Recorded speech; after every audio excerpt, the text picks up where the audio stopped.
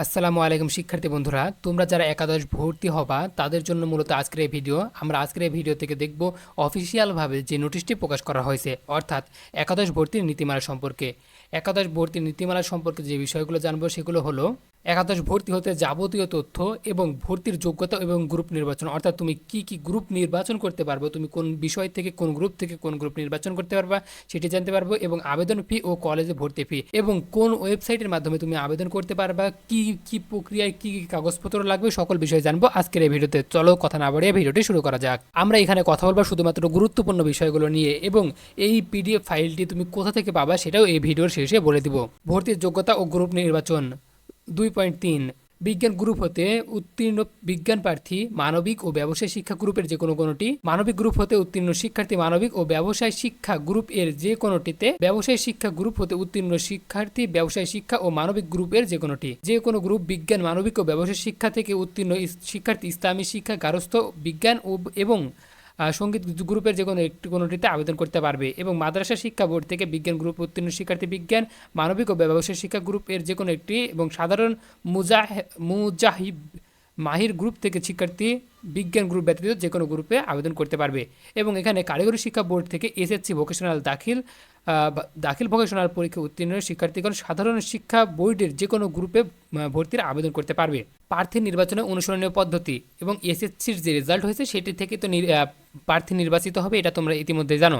এবং তোমাদের জন্য কলেজ সমমানের প্রতিষ্ঠানে ভর্তির ক্ষেত্রে সংশ্লিষ্ট কলেজ সমমানের প্রতিষ্ঠানের 93% আসন সকলের জন্য উন্মুক্ত থাকবে। সরকারি কর্মকর্তা কর্মচারীদের 1%, তাদের সন্তানদের 1%, 2% কোটা এবং সর্বোচ্চ 5% মুক্তিযোদ্ধা কোটা এটা থাকবে। তোমরা কিভাবে আবেদন করতে পারবে? অনলাইনে ভর্তি। শিক্ষা বোর্ড কর্তৃক অনুমোদিত সকল শিক্ষা প্রতিষ্ঠানে একাদশ শ্রেণীতে ভর্তির জন্য অনলাইনের মাধ্যমে আবেদন করতে হবে। অনলাইনে আবেদনের জন্য ওয়েবসাইট এর ঠিকানা xiclassadmission.gov.bd। আমরা কিন্তু এরপরেও দেখিয়ে দেবো তোমরা কিভাবে আবেদন করতে পারবে, ওয়েবসাইট যদি খুলে তখনই। শিক্ষার্থী শুধুমাত্র অনলাইনে আবেদন করতে পারবে। অনলাইন আবেদনের ক্ষেত্রে 150 টাকা জমা দিতে হবে। এখন এই 150 টাকার উপরেও কিন্তু তোমাদের কাছে অনেকেই নিয়ে থাকে, যেমন তুমি বিভিন্ন দোকান অনুযায়ী কম বেশি হয়, কেউ 200 টাকা নেয়, কেউ 300 টাকা নেয়। 150 টাকার উপরে যেটা নেবে সেটা কিন্তু সার্ভিস চার্জ। এক্ষেত্রে তুমি চাইলে একাও আবেদন করতে পারো। টাকা আবেদন ফি জমা সাপেক্ষে সর্বনিম্ন 5টি এবং সর্বোচ্চ 10টি কলেজে তুমি আবেদন করতে পারবে।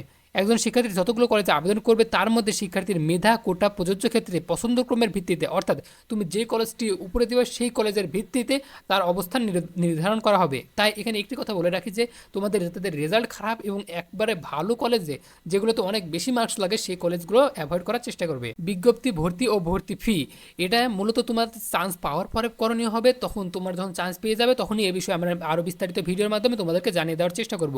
এখন বলেও কোনো লাভ হবে না, তোমাদের অনেকেরই মনে থাকবে না। শিক্ষা প্রতিষ্ঠানের প্রতি শিক্ষার্থীর নিকট থেকে রেড ক্রিসেন্ট ফি বাবদ 40 টাকা 60%, 24 টাকা গ্রহণ করবে। এভাবে কিভাবে গ্রহণ করবে সেটা আমি তোমাদেরকে দেখিয়ে দিচ্ছি। কত টাকা ফি? ভর্তির আবেদন, ফল প্রকাশ, ভর্তি ও ক্লাস শুরু।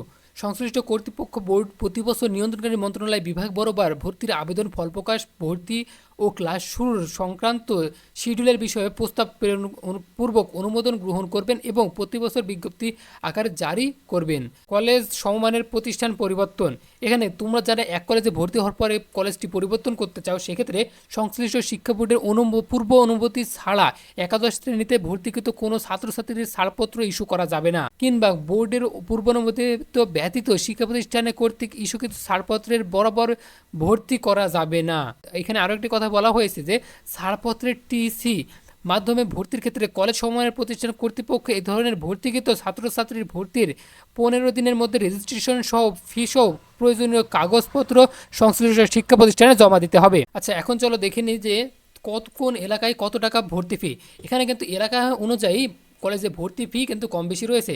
ঢাকা এমপিওভুক্ত প্রতিষ্ঠানের ক্ষেত্রে ঢাকা মেট্রোপলিটন এলাকায় বাংলা ভার্সনে 5,000 টাকা ভর্তি ফি, ইংরেজি ভার্সনে 5,000 টাকা।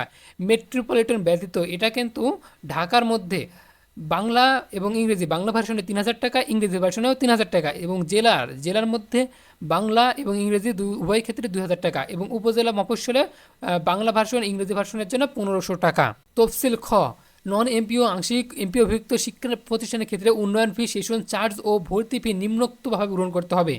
ঢাকা মেট্রোপলিটন বাংলা ভার্সনে 7,500 টাকা, ইংরেজি ভার্সনে 8,500 টাকা। মেট্রোপলিটন ব্যতীত ঢাকা ব্যতীত বাংলা ভার্সনে 5,000 টাকা, ইংরেজি ভার্সনে 6,000 টাকা।